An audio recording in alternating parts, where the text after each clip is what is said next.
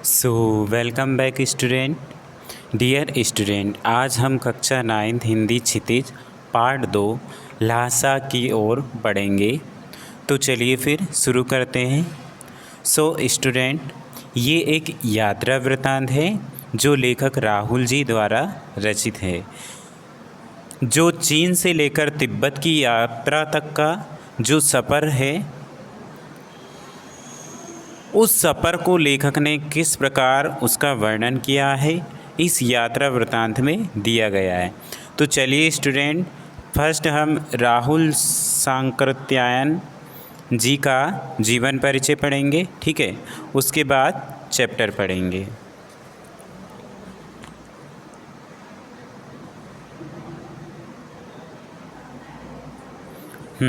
राहुल सांकृत्यायन का जन्म सन 1893 ईस्वी में ननिहाल मतलब उनके नाना के गांव में पंदहा ज़िला आजमगढ़ उत्तर प्रदेश में हुआ था।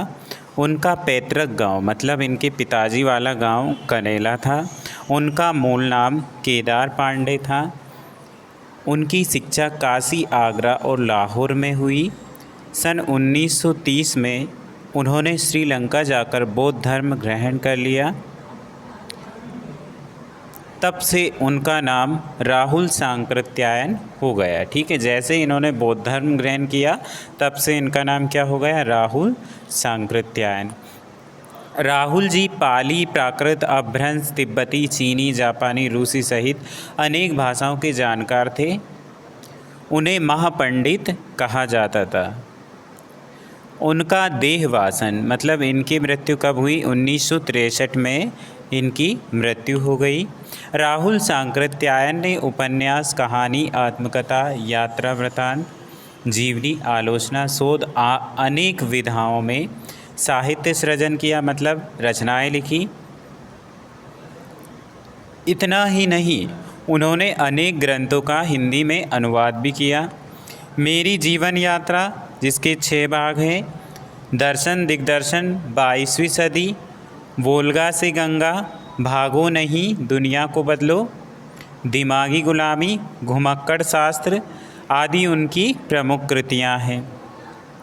साहित्य के अलावा दर्शन, राजनीति, धर्म, इतिहास, विज्ञान आदि विभिन्न विषयों पर राहुल जी द्वारा रचित पुस्तकों की संख्या लगभग 150 है। राहुल जी ने बहुत सी लुप्त प्राय मतलब जो गायब हो रही थी, लुप्त प्राय सामग्री का उद्धार कर अत्यंत महत्वपूर्ण कार्य किया। मतलब जो सामग्री गायब हो रही थी उसको दोबारा से लाकर इन्होंने महत्वपूर्ण कार्य किया। यात्रा व्रत लेखन में राहुल जी का स्थान अन्यतम है।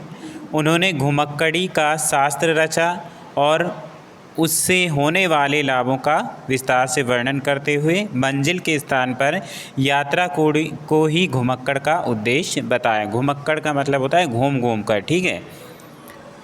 घुमक्कड़ी से मनोरंजन, ज्ञानवर्धन एवं अज्ञात स्थल मतलब जो जानते नहीं हैं उन स्थलों की जानकारी के साथ साथ भाषा एवं संस्कृति का भी आदान प्रदान होता है। राहुल जी ने विभिन्न स्थानों के भौगोलिक वर्णन के अतिरिक्त वहाँ के जनजीवन की सुंदर झांकी प्रस्तुत की है।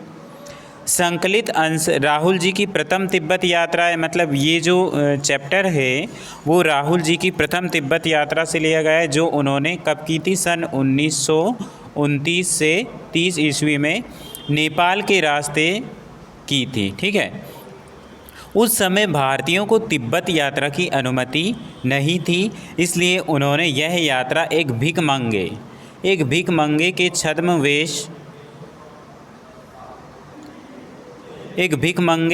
छद्मवेश में की। मतलब एक भीख मांगने वाले का वेश बनाकर इन्होंने ये यात्रा की, क्योंकि वहाँ पे ऐसे लोगों को जाने की अनुमति नहीं थी, ठीक है। इसमें तिब्बत की राजधानी लहासा की ओर जाने वाले दुर्गम मतलब बहुत ही कठिन रास्तों का वर्णन उन्होंने बहुत ही रोचक शैली में किया है। इस यात्रा वृत्तांत से हमें उस समय के तिब्बती समाज के बारे में भी जानकारी मिलती है। चलिए चैप्टर लहासा की ओर। वह नेपाल से तिब्बत जाने का मुख्य रास्ता है। फरी कलिगपोग, मतलब ये वह रास्ता है, ठीक है, जहाँ से क्या करते हैं, नेपाल से तिब्बत जाते हैं, वह रास्ता अभी बंद था। मतलब जब खुला नहीं था तो नेपाल ही नहीं, हिंदुस्तान की भी चीज़ें इसी रास्ते से तिब्बत जाया करती थी। यह व्यापारिक नहीं, सैनिक रास्ता भी था, मतलब यहाँ से सैनिक भी आया जाया करते थे। इसलिए जगह जगह फौजी चौकियाँ और किले बने हुए थे, जिनमें कभी चीनी पलटन रहती थी, मतलब चीनियों की सेना रहती थी, ठीक है। आजकल बहुत से फौजी मकान गिर चुके हैं। दुर्ग यानी कि किले किसी भाग में जहां किसानों ने अपना बसेरा बना लिया, वहां कुछ घर आबाद यानी कि बचे हुए दिखाई पड़ते हैं। ऐसा परित्यक्त यानी कि त्यागा हुआ एक चीनी किला था। हम वहाँ चाय पीने के लिए ठहरे। तिब्बत में यात्रियों के लिए बहुत सी तकलीफ़ें भी हैं और कुछ आराम की बातें भी। वहाँ जाति पाति छुआछूत का सवाल ही नहीं, यानी कि भेदभाव का तो कोई सवाल ही नहीं है, और ना औरतें पर्दा या घूंघट करती थीं। बहुत निम्न श्रेणी के भिखमंगे लोगों को चोरी के डर से घर के भीतर नहीं आने देते, ठीक है। जो भिखमंगे टाइप के दिखते थे उनको घर के अंदर नहीं आने देते थे। नहीं तो अगर आप भिखमंगे नहीं हो तो बिल्कुल घर के भीतर चले जा सकते हैं। चाहे आप बिल्कुल अपरिचित हो, तब भी घर की बहू या सासू को अपनी झोली में से चाय दे सकते हैं, वह आपके लिए उसे पका देगी। मक्खन और सोडा नमक दे दीजिए। वह चाय चोंगी में ओखली टाइप की होती है, चाय चोंगी में कूटकर उसे दूध वाली चाय के रंग की बना के मिट्टी के टोंटीदार बर्तन खोटी में रखकर आपको दे देगी, ठीक है। यदि बैठक की जगह चूल्हे से दूर है और आपको डर है कि सारा मक्खन आपकी चाय में नहीं पड़ेगा, तो आप खुद जाकर चौंगी में चाय मत कर ला सकते हैं, ठीक है। चाय का रंग तैयार हो जाने पर फिर नमक मक्खन डालने की ज़रूरत होती है।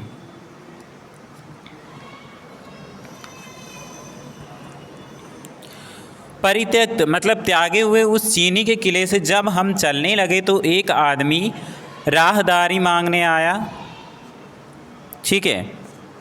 एक आदमी राहदारी मांगने आया। हमने वह दोनों चिटें उसे दे दी। एक आदमी राहदारी मांगने आया तो हमने क्या किया, वह दोनों चिटें उसे दे दी, ठीक है। चिट का मतलब जो टिकट वगैरह दी जाती थी वहाँ पे, वो चीज़ें। तो क्या किया, दोनों चीज़ें उन्होंने दे दी। शायद उसी दिन हम थोगला के पहले आखिरी गांव में पहुंच गए। अब ये थोगला क्या होता है? थोगला मतलब एक स्थान है, ठीक है। तो थोगला के पहले के आखिरी गांव में हम पहुंच गए। यहाँ भी सुमति के जान पहचान के आदमी थे और भिखमंगे भी रहते थे, ठीक है। अब सुमति कौन है? सुमति लेखक को यात्रा के दौरान मिला मंगोल भिक्षु था जिसका नाम लोबजंग शेख था। इसका अर्थ है सुमति प्रज्ञ। अतः सुविधा के लिए लेखक ने उसे सुमति नाम से पुकारा, ठीक है। अब चिटे क्या होती है? चिटे मतलब नेनम गांव के पास पुल से नदी पार करने के लिए जोटपोन मजिस्ट्रेट के हाथ से लिखी गई एक पर्ची टाइप की होती थी, जो राहदारी जो लेखक अपने मंगोल दोस्त के माध्यम से उसे प्राप्त की, ठीक है। तो शायद उसी दिन हम थोगला क्या होता है? थोगला मतलब तिब्बती सीमा का एक स्थान है, ठीक है। तो थोगला के पहले के आखिरी गांव में पहुंच गए। यहाँ भी सुमति की जान पहचान के आदमी थे और भिखमंगे भी रहते थे। ठहरने के लिए अच्छी जगह मिली। 5 साल बाद हम इसी रास्ते लौटे थे और भिखमंगे नहीं, एक भद्र यानी कि एक भले मनुष्य या भले मानुस, एक भद्र यात्री के वेश में घोड़ों पर सवार होकर आए थे, यानी कि एक भले मानुष के वेश में घोड़ों पर सवार होकर आए थे। किंतु उस वक्त किसी ने हमें रहने के लिए जगह नहीं दी और हम गांव के सबसे गरीब झोंपड़े में ठहरे थे। बहुत कुछ लोगों की उस वक्त की मनोवृत्ति पर ही निर्भर है, खासकर शाम के वक्त छद पीकर बहुत कम होश आवाज़ को दुरुस्त रखते थे। छद मतलब कोई नशीला पदार्थ। अब हमें उस विकट डाड़ा तोगला पार करना था। डाड़ा मतलब ऊंची ज़मीन, तोगला मतलब तिब्बती सीमा का एक स्थान, ठीक है, उसे पार करना था। डाड़े तिब्बत में सबसे खतरे की जगह है।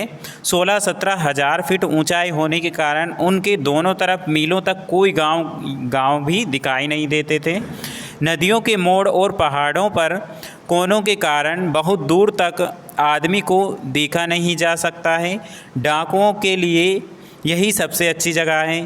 तिब्बत में गांव में आकर खून हो जाए तब खूनी को सज़ा मिल सकती है, लेकिन इन निर्जन जहाँ पे कोई ना रहता हो, निर्जन स्थानों में मरे हुए आदमियों के लिए कोई परवाह नहीं करता। सरकार खुफिया यानी कि गुप्त विभाग और पुलिस पर उतना खर्च नहीं करती और वहाँ गवाह भी तो कोई नहीं मिल सकता। डकैत पहले आदमी को मार डालते हैं, उसके बाद देखते हैं कि कुछ पैसा है कि नहीं। हथियार का कानून ना रहने के कारण यहाँ लाठी की तरह लोग पिस्तौल बंदूक लिए फिरते हैं। डाकू यदि जान से ना मारे तो खुद उसे अपने प्राणों का खतरा है। गांव में हमें मालूम हुआ कि पिछले ही साल तोगला के पास खून हो गया। शायद खून की हम उतनी परवाह नहीं करते क्योंकि हम भिख मंगे थे। जहाँ कहीं वैसी सूरत देखते टोपी उतार जीभ निकाल कर कूची कूची मतलब दया दया एक पैसा दे दो कहकर भीख मांगने लगते। लेकिन पहाड़ की ऊंची चढ़ाई थी, पीठ पर सामान लादकर कैसे ले जाते, और अगला पड़ाव 16 से 17 मील से कम नहीं था, ठीक है। मैंने सुमति से कहा कि यहाँ से लंगकोर यानी कि किसी जगह का नाम है लंगकोर तक के लिए 2 घोड़े कर लो, सामान भी रख लेंगे और चढ़ चलेंगे। दूसरे दिन हम घोड़ों पर सवार होकर ऊपर की ओर चले। डाड़े से पहले एक जगह चाय पी और दोपहर के वक्त डाड़े के ऊपर जा पहुँचे। हम समुद्र तल से लगभग 17-18 हज़ार फीट ऊंचे खड़े थे। हमारी दक्षिण तरफ पूर्व से पश्चिम की ओर हिमालय के हज़ारों श्वेत शिखर चले गए थे, ठीक है। भीटे मतलब टीले के आकार का ऊंचा सा स्थान, जिन्हें भीटे कहा जाता था। भीटे की ओर दिखने वाले पहाड़ बिल्कुल नंगे थे, ना वहाँ बर्फ़ की सफ़ेदी थी, ना किसी तरह की हरियाली, ठीक है। उत्तर की तरफ बहुत कम बर्फ़ वाली चोटियाँ दिखाई पड़ती थी। सर्वोच्च स्थान पर डाड़े के देवता का स्थान था। यहाँ का जो सबसे ऊँचा स्थान था वहाँ पर किसी डाड़े के देवता नामक स्थान था, जो पत्थरों के ढेर, जानवरों के सींगों और रंग बिरंगे कपड़े की झाड़ियों से सजाया गया था। अब हमें बराबर उतराई पर चलना था, मतलब ये चढ़ाई हो गई, अब उतना ही उतरना है, ठीक है। चढ़ाई तो कुछ दूर थोड़ी मुश्किल थी, लेकिन उतराई बिल्कुल नहीं थी। शायद 2-1 और सवार हाथी हमारे साथ चल रहे थे। मेरा घोड़ा कुछ धीमे चलने लगा। मैंने समझा कि चढ़ाई की थकावट के कारण ऐसा कर रहा है और उसे मारना नहीं चाहता था। धीरे धीरे वह बहुत पिछड़ गया और मैं देन की वस्तु मतलब स्पेनिश उपन्यासकार सार्वे तक जो कि 17वीं शताब्दी के उपन्यासकार थे, डॉन क्विक्सोट के जो नायक थे, जो घोड़ों पर चलता था, ठीक है। तो दैन की वस्तु की तरह अपने घोड़ों पर झूमता हुआ चला जा रहा था। जान नहीं पड़ता था कि घोड़ा आगे जा रहा है या फिर पीछे। जब मैं जोर देने लगता तो वह और सुस्त पड़ जाता। एक जगह तो 2 रास्ते फूट रहे थे। मैं बाएं का रास्ता ले मील 1.5 मील चल गया। आगे एक घर में पूछने से पता लगा कि लंगोर का रास्ता दाहिने की ओर जाता है, दाहिने वाला था। फिर लौटकर उसी को पकड़ा। 4-5 बजे के करीब में गांव से मील भर पर था। तो सुमति इंतज़ार करते हुए मिले। मंगोल जो कि वहाँ के शासक थे, मंगोलों का मुंह वैसे ही लाल होता था और अब तो वह पूरे गुस्से में थे। उन्होंने कहा, मैंने 2 टोकरी कंडे फूंक डाले, 3 बार चाय को गर्म किया। मैंने बहुत नरमी से जवाब दिया, लेकिन मेरा कसूर नहीं है मित्र, देख नहीं रहे हो कैसा घोड़ा मुझे मिला है। मैं तो रात तक पहुंचने की उम्मीद रखता हूं। खैर, सुमति को जितनी जल्दी गुस्सा आता था उतनी ही जल्दी वह ठंडा भी हो जाता था। लंगोर में एक अच्छी जगह पर ठहरे थे। यहाँ भी उनके अच्छे यजमान थे, मतलब स्वागत करता। पहले चाय सत्तू खाया, फिर रात को गर्मा गर्म थुक्पा मिला। अब थुक्पा क्या होता है? सत्तू या चावल के साथ मूली, ठीक है, हड्डी और मांस के साथ पतली लेई की तरह पकाया गया खाद्य पदार्थ थुक्पा कहलाता है, ठीक है। अब हम तिगरी, जो कि एक स्थान है, तिगरी के विशाल मैदान में थे, जो पहाड़ों से घिरा टापू सा मालूम होता था, जिसमें दूर एक छोटी सी पहाड़ी मैदान के भीतर दिखाई पड़ती थी। उसी पहाड़ी का नाम तिगरी समाधिगिरी था, ठीक है। आसपास के गांव में भी सुमति के कितने ही यजमान थे। कपड़े की पतली पतली चीरी, मतलब उनको फाड़ कर टुकड़े करना, ठीक है। चिरी बत्तियों के गंडे मतलब तांत्रिकों द्वारा मंत्रा गया एक धागा। गंडे ख़त्म नहीं हो सकते थे, क्योंकि बोध गया से लाए गए कपड़े के ख़त्म हो जाने पर किसी कपड़े से बोध गया का गंडा बना लेते थे, ठीक है। वे अपने यजमानों के पास जाना चाहते थे। मैंने सोचा ये तो हफ्ता भर उधर ही लगा देगा।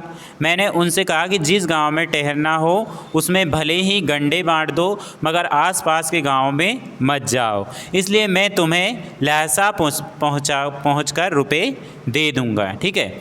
सुमति ने स्वीकार किया। दूसरे दिन हमने भरिया ढूंढने की कोशिश की, लेकिन कोई ना मिला। सवेरे ही चल दिए फिर। अब वो बोल रहा है कि सवेरे चल दिए होते तो अच्छा था, लेकिन अब 10-11 बजे की तेज़ धूप में चलना पड़ रहा है। तिब्बत की धूप भी बहुत कड़ी मालूम होती है, यद्यपि थोड़े से मोटे कपड़े से अगर सिर को ढक लें तो गर्मी ख़त्म हो जाती थी। आप 2 बजे सूरज की ओर मुँह करके चल रहे हैं। ललाट धूप से जल रहा है और पीछे का कंधा बर्फ़ हो रहा है।